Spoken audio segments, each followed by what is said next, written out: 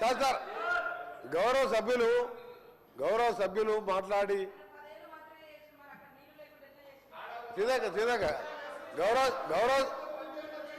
సభ్యులు వారు ఎన్నికల 2013 ఎన్నికల మేనిఫెస్టోలో కానీ మేనిఫెస్టో కంటే ముందు ఆయన పార్టీ పెట్టినప్పుడు కానీ ఒక అధికారానికి వచ్చేటప్పటికి ఒక 10 లక్షల సార్లు దళితుని ముఖ్యమంత్రి చేయకపోతే నా మెడ మీద తల ఉన్నదు అను. నువ్వు ఇంప్లిమెంట్ చేసినావా ఆఖరి దళితుడికి 3 ఎకరాల భూమి ఇస్తా, బోరేస్తా, మోటార్ ఇస్తా, 1.5 ఎకరం ఉంటే 1.5 యాడ్ చేస్తా, ఆయన ధనవంతుని చేస్తాను. చేసినావా? చేయలే. మూడవది, ఒక దళితుడు ప్రతిపక్ష నాయకుడు ఉంటే సంతలో పశువుల్లాగా ఎమ్మెల్యేలు కొనుక్కొని ప్రతిపక్ష హోదా లేకుండా చేసి దళిత వ్యతిరేకంగా నిరూపించుకున్నావు. ఇకపోతే తగ్గించా ఇంటికో ఉద్యోగం, డబుల్ బెడ్రూమ్, నీ బిడ్డలు తేడమనుకుంటారు. నీ చెప్పబట్టవా? 1,00,000 అబద్ధాలు ఆడి 2 సార్లు అధికారంలోకి వచ్చిన మీరు మేము చేసిన కార్యక్రమాలు 1,00,000 కోట్ల మంది ఇవాళ ఆర్టీసీలో ఉచితంగా మహిళలు ప్రయాణం చేస్తున్నారు. చూస్తలేవా? 50 లక్షల కుటుంబాలకు 200 యూనిట్ల వరకు ఉచితంగా ఈ రోజు కరెంట్ ఇస్తున్న మాట వాస్తవం కాదు. ఒక ఇంటికి 600-700 అంటే సంవత్సరానికి 7,000 రూపాయలు ఇలా మిగులుస్తున్నాం. ఇంకా చేసే కార్యక్రమాలు ఉన్నాయి. ఇప్పుడే మా సోదరుడు చెప్పినట్టు, శ్రీనివాస్ గారు చెప్పినట్టు 21 కోట్లు మన జిల్లాలో ఎన్ని వచ్చిన లెక్క వెళ్తే ఆ సభ్యునికి 2 లక్షల లోపు మీరు 1,00,000 అని చెప్పి 5 ఇన్స్టాల్మెంట్లో ఇస్తే 20,000 వడ్డీకి సరిపోయిన అధ్యక్ష. అంటే 15 ఏళ్లలో ఇన్ని చేసిన వాళ్ళం. మాకు ఇంకా 3-4 సంవత్సరాల సమయం ఉన్నది. ఇవన్నీ చేసి చూపిస్తాం. తొందరగా పడతావు. అసలు నువ్వు దళిత ముఖ్యమంత్రి కానీ ఇన్ని లక్షల మంది దళితులు మోసం చేసి ఇలా బీసీ కులగాలను చేస్తే కేసీఆర్, కేటీఆర్, హరీష్ రావు పార్టిసిపేట్ చేయలే. అంటే మీకు ప్రజల మీద ప్రేమ లేదు. అధికారం కోసం తప్పుడు వాగ్దానాలు, 1,00,000 వాగ్దానాలు ఇచ్చును. నీవిచ్చిన వాగ్దానాలు సగం అయిపోయాయి. మిగిలినవి కూడా చేసి చూపిస్తావు. తొందర పడకు. నువ్వు పోయి రైతుల దగ్గర కాదు, రైతుల కోసం ఎవరేం చేసిండ్రు, నారాయణ డ్యామ్ ఎవరు కట్టిండు, శ్రీరామ్ సాగర్ ఎవరు కట్టిండు, శ్రీశైలం ఎవరు కట్టిండు, ఎస్ఎల్బిసి నుంచి ఎవరు కట్టిండు, కల్వకుర్తి ఎవరు కట్టిండు, నెట్టెంబాడు, ఇవన్నీ చెప్పాలని చాలా ఉన్నాయి. గవర్నర్ పద్ధతి మాట్లాడితే మంచిదని గౌరవ సభ్యునికి సలహా ఇస్తున్నా. మీరు చెప్పాలంటే చాలా ఉన్నది. జగదీశ్వర్ గారు అధ్యక్ష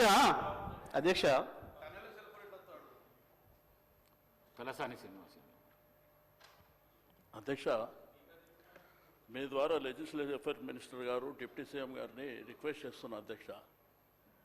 అంటే సభ సాంప్రదాయాల ప్రకారం నడవాలా? ఇప్పుడు మీ సభ్యులు మాట్లాడి మీ సభ్యులు ఇప్పుడు మీ 2 సభ్యులు మాట్లాడారు అధ్యక్ష. గవర్నర్ గారి అడ్రస్ మీద ఈరోజు సెషన్ అంతా నడవాలి అని మీరు అవకాశం ఇచ్చారు అధ్యక్ష. ఇట్లా ఇంటర్వ్యూన్ అయ్యి మీరేదైనా చెప్పాలనుకుంటే లాస్ట్లో చెప్పండి. అంతేగాని మీరు మధ్యలో ఇట్లా డిస్టర్బెన్స్ చేసి తూకిత్తా మైకిత్తా అనుకుంటా పోతామంటే మరి సభ నడుస్తుందా? మీరు ఆలోచన చేయాలి. ఎందుకంటే ఈరోజు సభా మర్యాదలని అధికార పక్షమే కాపాడలేకపోతే ఇంకెవరు కాపాడుతారు అధ్యక్ష? దయచేసి మీరు కూడా మా రిస్కులోకి రావాల్సినటువంటి అవసరం ఉంది అధ్యక్ష. వాళ్ళు చేతులు ఎవరు లేపంగానే వాళ్ళకి అవకాశాలు ఇస్తే ఏం జరిగింది 10 ఏళ్లల్లో, ఇప్పుడు ఏం జరుగుతుంది? ఓకే మాట్లాడతారు, జగదీష్ రెడ్డి గారు మాట్లాడుతున్నారు. వారికి అవకాశం వారు కంప్లీట్ అయిన తర్వాత మీరు మాట్లాడితే మాట్లాడుకోండి. అంతేగాని మధ్యలో డిస్టర్బెన్స్ చేసుకుంటా మీరు రాసుకొని వారు ఏమి మాట్లాడారో దాంట్లో మీరు రిప్లైలు ఇవ్వండి. అట్లా కాకుండా ప్రతిసారి మధ్యలో అంటే సభ నడవదు అధ్యక్ష. ఎందుకంటే మళ్ళీ వాళ్ళు మాట్లాడతారు, మళ్ళీ మేము మాట్లాడతామంటాము, మళ్ళీ మిగిలిన సభ్యులు మాట్లాడతామంటే అనవసరంగా సభ నడవదు అధ్యక్ష. దయచేసి సభ మర్యాదల ప్రకారం నడవాలనుకున్నప్పుడు మీరు తప్పకుండా మీరిద్దరు మాట్లాడినరు, మేమేమన్నా అన్నామా, మేమేమన్నా అవకాశం అడిగినామా, వాళ్ళు చెప్పిండ్రు. ఎందుకంటే ప్రభుత్వం సైడ్ నుంచి వాళ్ళు చెప్పిండ్రు. మా సైడ్ నుంచి కూడా గతంలో మేము ఏం చేసినాము, ఇప్పుడు మీరేం చేస్తున్నారు, భవిష్యత్తులో ఏం చేయాలనేటువంటిది మేము అడుగుతున్నాం, చెప్పాలి.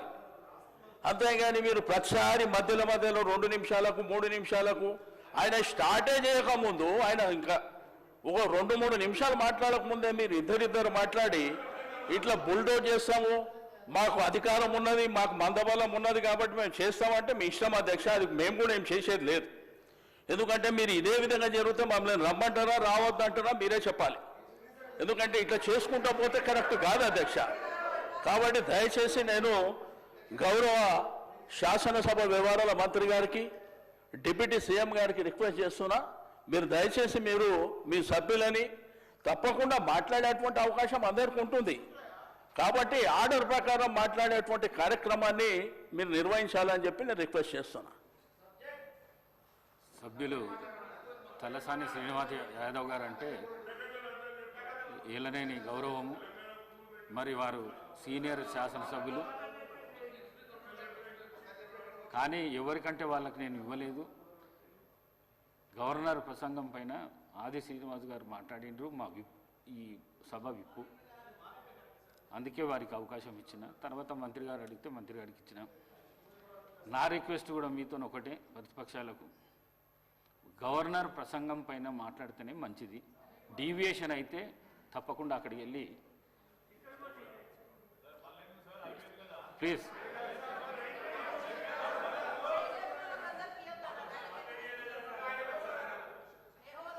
ఇప్పుడు మీరే చెప్పారు అధ్యక్ష, గవర్నర్ గారి అడ్రస్ మీదనే మాట్లాడాలని మీరు చెప్పారు. ఇద్దరు సభ్యులు అవే మాట్లాడిరా అధ్యక్ష? అవే మాట్లాడినరా? ఇప్పుడు మంత్రి గారు మాట్లాడారు, అవే మాట్లాడిరా? నేను అడిగేది ఏంటంటే, నేను ఏ సభ్యులకు అవకాశం ఇవ్వద్దని నేను అంటలేను అధ్యక్ష.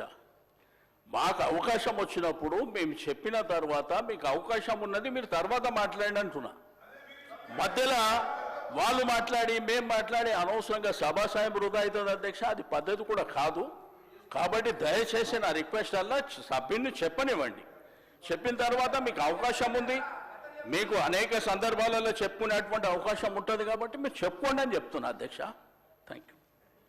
అధికార పక్షం మాట్లాడకుండా ఉండాలంటే మీరు డీవియేషన్ కాకుండా గవర్నర్ ప్రసంగం పైనే మాట్లాడారు.